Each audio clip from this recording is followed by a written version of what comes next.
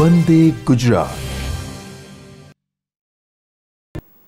नमस्कार मित्रों, आजना virtual classroom training programme में आप सौनु हार्दिक स्वागत करूँ छूँ।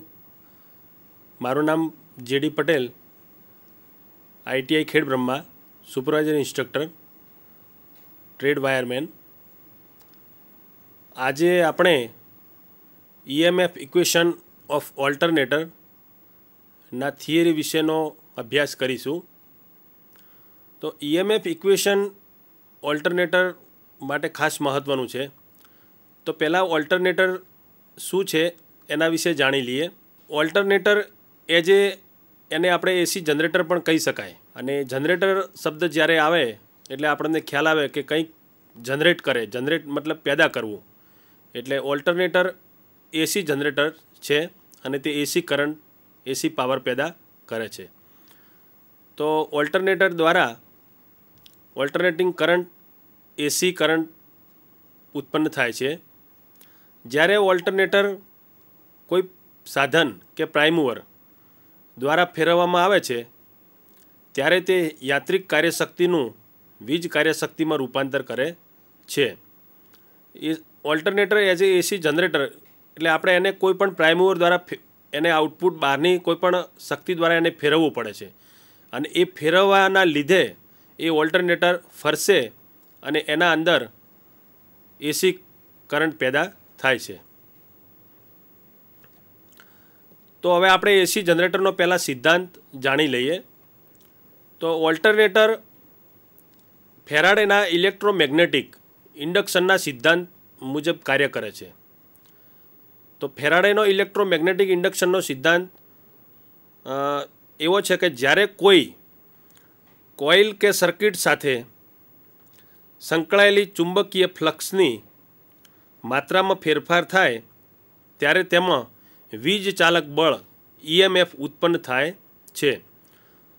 જ્યાં સુધી એના અંદર ફ્લક્સની માત્રામાં ફેરફાર થતો રહે, જે એના ચુંબકની અંદર ફ્લક્સની માત્રામાં ફેરફાર થતો રહેશે ત્યાં સુધી વીજ ચાલક બળ એના અંદરથી ઉત્પન્ન થતું રહે છે। અથવા તો જ્યારે કોઈ વાહક કે જેમાં વાહક કંડક્ટર જે છે એના અંદર જો કરંટનું જે વહન થાય છે એમાં જે વાહક ચુંબકીય ફ્લક્સને કાપે ત્યારે તે વાહકમાં પણ વીજ ચાલક બળ એટલે EMF ઉત્પન્ન થાય છે। ત્યારે વાહકમાં વીજ ચાલક બળ ઉત્પન્ન થાય છે અને ઉત્પન્ન થયે જે વીજ ચાલક બળ ઉત્પન્ન થાય છે એ વીજ ચાલક બળ ચુંબકીય રેખાઓના કપાવવાના દર પ્રમાણે હોય છે। તો આપણે EMFનું સૂત્ર આપીએ છીએ કે ફેરાડેના ઇલેક્ટ્રોમેગ્નેટિક ઇન્ડક્શનના નિયમ મુજબ EMF =-n d∅dt। તો EMF ઉત્પન્ન થતું વીજ ચાલક બળ વોલ્ટમાં અને n એટલે વાહકની સંખ્યા, જે કોઇલના જે અંદર કોઇલમાં ઓટાની જે સંખ્યા હોય છે એને આપણે n કહીએ છીએ। પછી d∅ એટલે ચુંબકીય ફ્લક્સની માત્રામાં ફેરફાર d∅, અને dt એટલે ફેરફારનો દર સેકન્ડમાં, અને માઇનસ ચિહ્ન એ દર્શાવે છે કે વાહકમાં ઉત્પન્ન થયેલું વીજ ચાલકની દિશા ફ્લક્સ પરિવર્તન દિશાથી ઉલટી છે। तो वाहक में वीज चालक बल उत्पन्न करवा माटे नीचेना परिबळोनी हाजरी खूब ज आवश्यक है। तो एमानुं एक पहलू परिबळ है चुंबकीय क्षेत्र, बीजू वाहक, तीजू चुंबकीय क्षेत्र अने वाहक वच्चेनी सापेक्ष गति। हवे आपणे एनो मूलभूत सिद्धांत समझ्या। तो ऑल्टरनेटरनी कार्यप्रणाली જોઈએ કે કઈ રીતે કાર્ય કરે છે। જ્યારે એને પ્રાઇમ મૂવર દ્વારા આપણે ફેરવીએ છીએ ત્યારે આ ઓલ્ટરનેટરનું શું કાર્ય છે, એનું કઈ રીતે શરૂઆતના સ્ટેજમાં કઈ રીતે કાર્ય કરે છે એને આપણે સમજી લઈએ। તો જ્યારે ઓલ્ટરનેટરનું રોટર છે એને સમાન કોણીય વેગથી એટલે એક સરખા ખૂણા દ્વારા એક સરખા ખૂણાના વેગથી સ્ટેટરની વચ્ચે જ્યારે ગતિ કરે છે એટલે કે ફરે છે ત્યારે રોટર वडे के रोटर द्वारा उत्पन्न थयेल चुंबकीय बळ, जे रोटरना अंदर जे चुंबकीय बळ उत्पन्न थशे ए आ बळ रेखाओ સ્ટેટર દ્વારા કપાય છે. એના અંદર જે સ્ટેટર હોય એ સ્ટેટર દ્વારા ચુંબકીય બળ રેખાઓ કપાય છે અને આથી સ્ટેટરના વાહકમાં એટલે સ્ટેટરના અંદર જે વાહક હોય જે આપણે કંડક્ટર મૂકેલા છે એ વાહકના અંદર વીજ ચાલક બળ પેદા થાય છે અને જે આ વીજ ચાલક બળ પેદા થાય છે ઉત્પન્ન થઈ વીજ ચાલક બળની ગણતરી આપણે આ સૂત્ર મુજબ કરીએ છીએ. તો એનું સૂત્ર છે કે E = B/L/V sin phi. તો E શું છે? તો E ઉત્પન્ન થયેલ વીજ ચાલક બળ વોલ્ટમાં, જે ઓલ્ટરનેટરના અંદર જે વીજ ચાલક બળ પેદા થાય છે એ વોલ્ટમાં દર્શાવવામાં આવે છે. પછી એના અંદર જે મેગ્નેટિક ફ્લક્સ પેદા થાય છે એટલે એને કહેવાય છે B. તો B = મેગ્નેટિક ફ્લક્સ વેબર પ્રતિ મીટર સ્ક્વેરમાં. પછી V એટલે વાહકની ગતિ, જે અંદર વાહકના અંદર જે ગતિ હોય છે, જે કંડક્ટર દ્વારા જે વાહકની ગતિ હોય છે V એ મીટર પ્રતિ સેકન્ડમાં હોય છે. અને ફાઈ એટલે વાહકનો જે ખૂણો, જે સમાન કોણીય વેગથી જે ફરે છે એ વાહકનો ખૂણો એ ફાઈ કહેવામાં આવે છે. હવે જે એના અંદર ઉત્પન્ન થાય છે વીજ ચાલક બળ, તો ઉત્પન્ન થતા વીજ ચાલક બળની ફ્રીક્વન્સી, તો જે વીજ ચાલક બળ EMF જે આપણે કહીએ છીએ એની ફ્રીક્વન્સી જે છે એ એક તો ફિલ્ડ પોલની સંખ્યા એટલે ઓલ્ટરનેટરના અંદર જે ફિલ્ડ પોલ છે એની સંખ્યા અને રોટરની ગતિના અને ફિલ્ડ પોલની સંખ્યાના સપ્રમાણમાં એટલે એક સરખા પ્રમાણમાં હોય છે. જે આ વીજ ચાલક બળ ઉત્પન્ન થાય છે એની ફ્રીક્વન્સી ફિલ્ડ પોલની સંખ્યા એટલે P અને રોટરની ગતિ તો એના રોટરની ગતિ એટલે N ના સમપ્રમાણમાં હોય છે, જેને આ સૂત્ર મુજબ આપણે ગણી શકીએ છીએ. તો F એટલે ફ્રીક્વન્સી = N એટલે સ્પીડ, P = પોલ / 120. જ્યાં F એટલે વીજ ચાલક બળ જે પેદા થશે એની ફ્રીક્વન્સી અને ફ્રીક્વન્સીનો એકમ છે હર્ટ્ઝ. તો જે ફ્રીક્વન્સી પેદા થાય છે જે એ વીજ ચાલક બળમાં એને આપણે F કહીશું. પછી છે N, તો રોટરની ગતિ, જે ઓલ્ટરનેટરના અંદર જે રોટર ફરશે એની ગતિ, તો એ ગતિ RPMમાં હોય છે. RPMનું પૂરું નામ છે રિવોલ્યુશન પર મિનિટ. 1 મિનિટના અંદર એ કેટલા આટા ફરશે એને આપણે N દ્વારા દર્શાવીએ છીએ. અને P તો પોલની સંખ્યા, એના અંદર કેટલા પોલ છે એ આપણે P દ્વારા દર્શાવી શકીએ છીએ.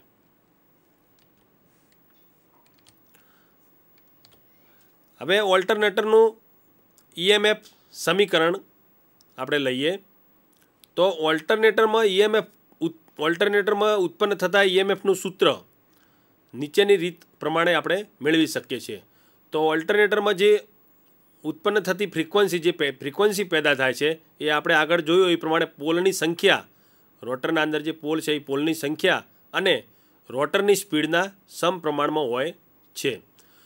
તો ફ્રીક્વન્સી F = NP/120. હવે આપણે Nને અહીંથી લઈશું, Nને આગળ લઈશું તો F છે 120 સાથે ગુણાશે, 120F/P આવશે. ધારો કે ફ્લક્સ એટલે ફાઈ, જે અંદર મેગ્નેટિક ફ્લક્સ પેદા થશે, જે મેગ્નેટિક ફ્લક્સ ચુંબકીય ક્ષેત્ર એ જે ફાઈ છે એ જે છે એનો એકમ તો વેબર પોલમાં, જે પોલના અંદર જે મેગ્નેટિક ચુંબક ક્ષેત્ર પેદા થાય છે એને ફાઈ દ્વારા દર્શાવવામાં આવે છે. અને Z એટલે કુલ વાહકોની સંખ્યા પ્રતિ ફેઝ, એટલે જે વાહકો છે અંદર કંડક્ટર આપણે કહીએ એ પ્રતિ ફેઝ કેટલા વાહકો અંદર મૂકેલા છે એ વાહકોની સંખ્યા Z દ્વારા દર્શાવવામાં આવે છે. બીજું પોલ, તો P = પોલની સંખ્યા, કેટલા પોલ છે અંદર એ ઓલ્ટરનેટરની અંદર એ P = પોલની સંખ્યા છે. પછી F એટલે આપણે જે વાત કરી ફ્રીક્વન્સી, જે ફ્રીક્વન્સી પેદા થાય છે ઓલ્ટરનેટરની એ હર્ટ્ઝમાં અને ફ્રીક્વન્સીનો એકમ હર્ટ્ઝ છે. પછી N એટલે રોટરની સ્પીડ રિવોલ્યુશન પર મિનિટ RPMમાં. એ રીતે KD તો ડિસ્ટ્રીબ્યુશન ફેક્ટર. પછી KP = પીચ ફેક્ટર છે અને KF એને કહેવાય છે ફોર્મ ફેક્ટર. તો આ 3 ફેક્ટર છે KD, KP અને KF. હવે જ્યારે ઓલ્ટરનેટર ફરશે, જ્યારે AC કરંટ પેદા કરવા માટે જ્યારે આપણે એને પ્રાઇમ મૂવરથી ફેરવીશું, કોઈપણ યાંત્રિક શક્તિથી જ્યારે આપણે એ ઓલ્ટરનેટરને ફેરવીએ તે આપણને આઉટપુટમાં ઇલેક્ટ્રિક એનર્જી આપશે. તો જે આ રોટર છે એ રોટરને એક આંટો પૂરો કરવા માટે જે સમય લાગે છે, જે રોટરને ફેરવીએ, જે રોટરને એક આંટો પૂરો કરવા માટે જે સમય લાગે છે એ સમય છે 60, એટલે 1 મિનિટની 60 સેકન્ડ. તો એ એક 60 ભાગ્યા n એટલે આપણે જે એની સ્પીડ કહીએ, રોટરની સ્પીડ કહીએ છીએ, તો 1 મિનિટના અંદર આ કેટલી સ્પીડથી ફરશે એ આપણને આ બતાવે છે કે 60 ભાગ્યા n એટલે 1 મિનિટની 60 સેકન્ડ, એટલે 60 ભાગ્યા n એટલે 1 મિનિટના અંદર આ રોટર કેટલા આંટા ફરશે એના માટેનો લાગતો સમય 60 ભાગ્યા n. એ જ રીતે રોટરને જ્યારે ફરશે ત્યારે એક આંટો જ્યારે ફરશે, એક આંટા દરમિયાન જે ફ્લક્સ કપાય છે એના અંદર, તો એ ફ્લક્સ છે એ પી આપણે એને કહીએ છીએ. ફ્લક્સ જે એક આંટા દરમિયાન કપાતો ફ્લક્સ છે એ પી છે. પછી રોટરના એક આંટો જ્યારે ફરશે ત્યારે એક આંટા દરમિયાન ઉત્પન્ન થતું EMF એટલે કે ઇલેક્ટ્રોમોટિવ ફોર્સ, વીજ ચાલક બળ, તો એ એક આંટો જ્યારે ફરશે રોટર ત્યારે એક આંટાની અંદર PN એટલે એક આંટા દરમિયાન ફ્લક્સ છે એ P આવશે, અને n છે એટલે એ સ્પીડની સંખ્યા, સ્પીડ છે, અને ઓબ્લિક 60 વોલ્ટ એટલે 60 એટલે 1 મિનિટની 60 સેકન્ડ. તો એક RPM 1 મિનિટના અંદર કે એક ઓટા દરમિયાન જે ઉત્પન્ન થાય છે EMF એ PN/60 વોલ્ટ છે. પરંતુ n બરાબર 120 F/P છે. જ્યારે આપણે n ને લઈએ છીએ સૂત્રકર્તા તરીકે ત્યારે 120 ફ્રીક્વન્સી/P એટલે ઇઝિકલ ટુ P5/60 ગુણ્યા 120 F/P. તો હવે આપણે એને મેથેમેટિકલી સોલ્વ કરીએ તો એનું 2F/5 વોલ્ટ મળશે. એક આંટા દરમિયાન ઉત્પન્ન થતું વીજ ચાલક બળ 2F/5 વોલ્ટ છે. જો વાહકની સંખ્યા Z હોય, એના અંદર જે ઓલ્ટરનેટરના અંદર જે વાહકો છે એ વાહકની સંખ્યા જો આપણે Z માની લઈએ કે Z હોય તો બધા જ વાહકોમાં ઉત્પન્ન થતું EMF, આ જે આપણે આગળ જોયું એક વાહકમાં ઉત્પન્ન થતું EMF છે, એ જ રીતે ઓલ્ટરનેટરમાં ઘણા બધા વાહકો હોય છે, તો એ બધા જ વાહકોમાં જે ઉત્પન્ન થાય છે જે EMF ઇલેક્ટ્રોમોટિવ ફોર્સ, વીજ ચાલક બળ, તો એ 2F/Z કહેવાય છે. તે આ ટોટલ બધા જ વાહકોનું વીજ ચાલક બળ ભેગું કરીએ છીએ. હવે વાહકની દરેક કોઇલમાં બે બાજુ હોય. જે કંડક્ટર આપણે એના અંદર મૂકેલા હોય છે એ કોઇલ બનાવેલી હોય છે, એ કોઇલમાં બે બાજુ હોય છે. તો જે Z છે, જે વાહકની સંખ્યા, એ Z બરાબર 2T થશે. 2T એટલા માટે કે દરેક કોઇલના બે છેડા હોય છે, એક શરૂઆતનો ને એક એન્ડિંગનો, એટલા માટે એને Z બરાબર 2T દ્વારા બતાવવામાં આવેલ છે. તેથી દરેક ફેઝમાં ઉત્પન્ન થતું EMF વીજ ચાલક બળ, એટલે આપણે આગળ જોયું કે બધા જ વાહકોમાં ઉત્પન્ન થતું EMF એટલે 2F/2T, અને દરેક ફેઝમાં ઉત્પન્ન થતું EMF 2F/2T એટલે 2 વડે ગુણાકાર થશે એટલે 4F/T વોલ્ટ થશે. એક ફેઝમાં ઉત્પન્ન થતું EMF ઇલેક્ટ્રોમોટિવ ફોર્સ આપણને આટલું મળશે. હવે જે આ સૂત્ર મળ્યું છે આપણને 4F/T વોલ્ટ દરેક ફેઝમાંથી ઉત્પન્ન થતું વીજ ચાલક બળ, એને એ EMF ઇક્વેશનને આપણે 1.11 વડે ગુણતા આપણને RMS મૂલ્ય મળે છે. RMS એટલે રૂટ મીન્સ સ્ક્વેર વેલ્યુ મળે છે. આજે વીજ ચાલક બળ આપણને જે મળ્યું એને 1.11 વડે ગુણીએ ત્યારે આપણને RMS મૂલ્ય મળે છે. તેથી દરેક ફેઝમાં, ઓલ્ટરનેટરના દરેક ફેઝમાં જે પેદા થાય છે EMF, એની આપણે RMS કિંમત જોઈએ તો આપણે દરેક ફેઝમાં ઉત્પન્ન થતું EMF 4F/T વોલ્ટ હતું, અને હવે એને 1.11 વડે ગુણીશું 4F/T ને, તો દરેક ફેઝમાં ઉત્પન્ન EMFની RMS કિંમત જોવા જઈએ તો 1.11 ગુણ્યા 4F/T વોલ્ટ છે. તો 1.11 ને 4 વડે ગુણીએ તો 4.44 F/T વોલ્ટ મળે છે, જે દરેક ફેઝમાં ઉત્પન્ન થતા EMFની RMS વેલ્યુ છે. હવે જો આ જે ઓલ્ટરનેટરના અંદર જે કોઇલો છે એ કોઇલ પૂર્ણ અંતરાલ હોય, પૂર્ણ અંતરાલ એટલે કમ્પ્લીટ આખો જે એનો છે આટો છે એ ફરીને આવશે, એટલે પૂર્ણ અંતરાલ એટલે જે કોઇલમાં કમ્પ્લીટ બેસાડેલ પહેલાં સ્લોટમાંથી છે કે એનો જે પૂર્ણ અંતરાલ એટલે આખી કોઇલ કમ્પ્લીટ ફરશે, અંતરાલમાં બેસાડેલ હશે અને કુલ વાહકો એક જ સ્લોટમાં રાખવામાં આવ્યા હોય તો આપણે જે જોયું એ ઉપર મુજબનું આપણને ઈએમએફ ઉત્પન્ન થાય છે અને એ ઈએમએફ પ્રમાણે આપણને ઇલેક્ટ્રોમોટિવ ફોર્સ એટલે વીજ ચાલક બળ આપણને મળે છે. પરંતુ જો જોવા જઈએ તો આ રીતે કોઇલો પ્રેક્ટિકલી કોઈ કોઇલ પૂર્ણ અંતરાલમાં હોતી નથી, એટલે સ્લોટમાં પૂરેપૂરી આપણે બેસાડેલી હોય પણ જે પહેલાં સ્લોટમાંથી જે 7મા સ્લોટમાં જે આપણે એનું જે સ્ટેટરના અંદર જે વાઇન્ડિંગ કરેલું હોય છે એ આ કોઇલો કોઈ પૂર્ણ અંતરાલમાં હોતી નથી. તેમજ એક જ ખાંચામાં એક જ ખોચાની કોઇલ બેસાડવામાં આવતી નથી. આપણે જેમ જોયું એમ પહેલાં ખાંચાની જે કોઇલ હોય એ આખી કોઇલ આપણે કંઈ પહેલાં ખોચામાં બેસાડતા નથી, એનું જે ક્રમ પ્રમાણે હોય એ ક્રમ પ્રમાણે આપણે આગળ બેસાડતા હોઈએ છીએ. તો એક જ ખોચામાં બધી આપણે એક જ એની જ કોઇલ બેસાડી શકતા પણ બેસાડવામાં આવતી નથી. એટલે જે ઈએમએફ પેદા થાય છે એ ઈએમએફ જે ઉપર મુજબનું સૂત્ર જોયું એ સૂત્રથી આપણને ઈએમએફ એટલું પૂરતું મળતું નથી. જે આપણે ઈએમએફ એક ફેઝમાં જોયું કે 4.44 F⁵T જે ઈએમએફ આપણને એનાથી ઓછું મળે છે. હવે જે આ ઓછો ઈએમએફ મળે છે એ ઈએમએફનો આધાર વીજ ચાલક બળ, એનો વીજ ચાલક બળનો આધાર પીચ ફેક્ટર પર આધાર રાખે છે. તેથી ઉત્પન્ન થયેલ ઈએમએફ 4.44 F⁵T કેડી કેપી વોલ્ટ, જેમાં કેડી એટલે ડિસ્ટ્રીબ્યુશન ફેક્ટર કે જે અચળાંક છે, કે અચળાંક છે, પછી કેપી બરાબર પી બરાબર પીચ ફેક્ટર અચળાંક છે.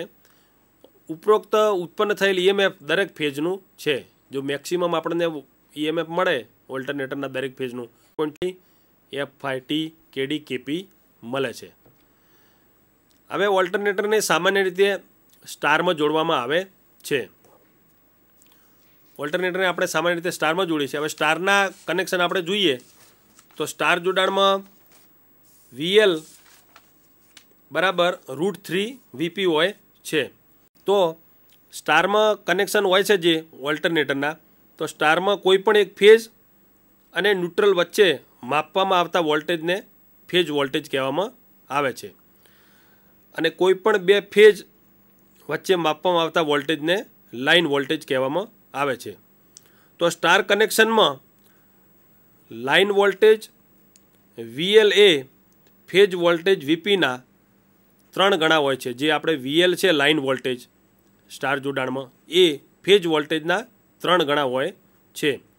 એટલે VL બરાબર √3 Vp.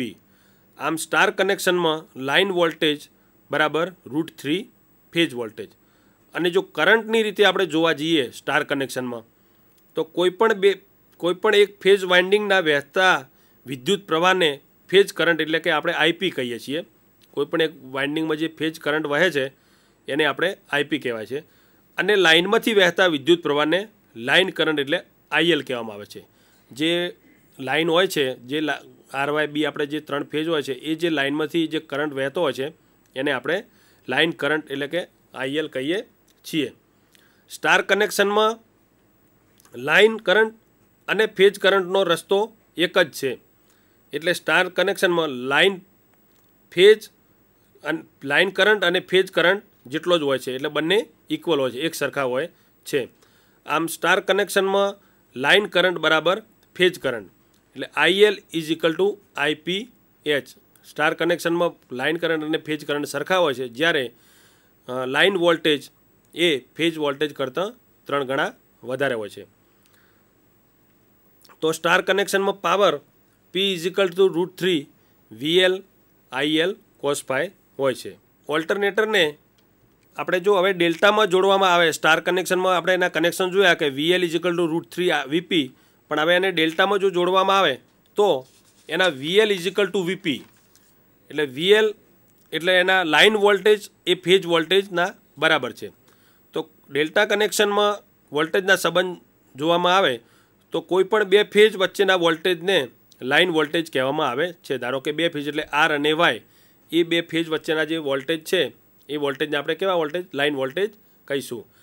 તો ડેલ્ટા કનેક્શનમાં બે લાઇનના છેડાઓ એક ફેઝના બે છેડામાંથી જ નીકળે છે, તેથી તેને લાઇન વોલ્ટેજ અને ફેઝ વોલ્ટેજ સરખા હોય છે.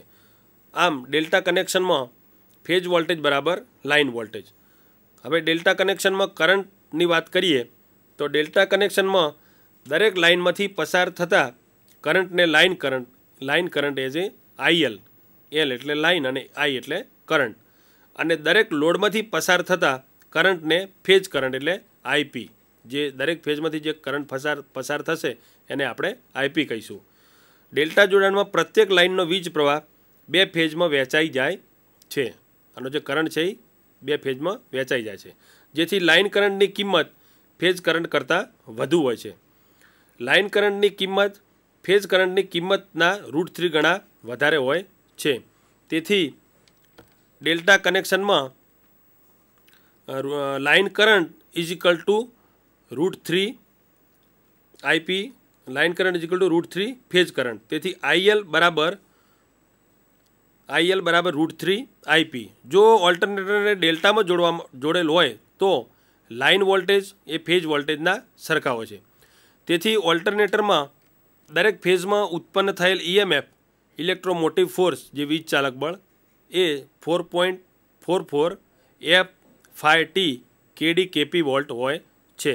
આ જે આપણને એક સૂત્ર મળ્યું છે ઓલ્ટરનેટરનું ઈએમએફ ઇક્વેશન કહેવાય છે, કે જે દરેક ફેઝમાં જે આપણને વીજ ચાલક બળ મળે છે એ દરેક ફેઝના અંદર મળતું વીજ ચાલક બળનું સૂત્ર છે. તો આપ સૌએ મને શાંતિપૂર્વક સાંભળ્યો એ બદલ આપ સૌનો આભાર.